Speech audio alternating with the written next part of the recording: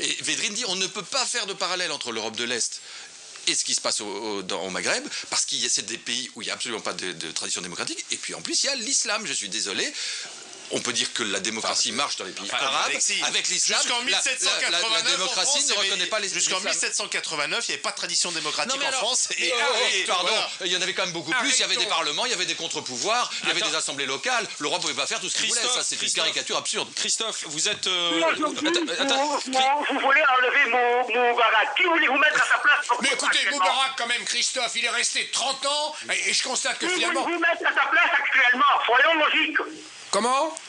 Qui voulez-vous mettre à sa place? Vous m'avez dit que le maintenant ministre des Affaires étrangères pouvait être un bon candidat. On pourrait déjà, à la limite, il y a un nouveau Premier ministre qui est un militaire qui vient d'être nommé, et peut-être le ministre des Affaires étrangères. Christophe, merci d'avoir été avec nous. Non, mais je vais rebondir sur ce qu'a dit Alexis là à l'instant. Et puis un gouvernement d'union nationale avec El Baradei. Écoute, Alexis a dit, oui, qu'est-ce que vous voulez mettre? Il y a l'islam.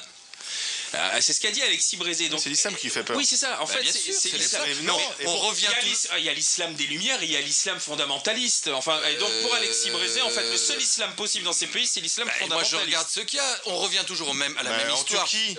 Mais enfin, en Turquie, vous pensez que c'est l'islam des Lumières qui est en Turquie? C'est pas l'islam. Mais vous rigolez. C'est pas les talibans. Vous avez vu le sort des chrétiens en Turquie? Il y en a plus. Le sort des juifs en Turquie? Il y en a plus. Et regardez le sort des chrétiens en Égypte. Déjà aujourd'hui, ça va mal. Imaginez que les frères musulmans prennent le pouvoir en Égypte.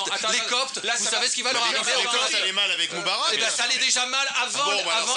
Eh bien, ça n'a pas rien à voir. Ça sera pire. Ça sera pire. La Turquie est totalement inexacte. Il y a des élections libres. Mais ça, c'est réel.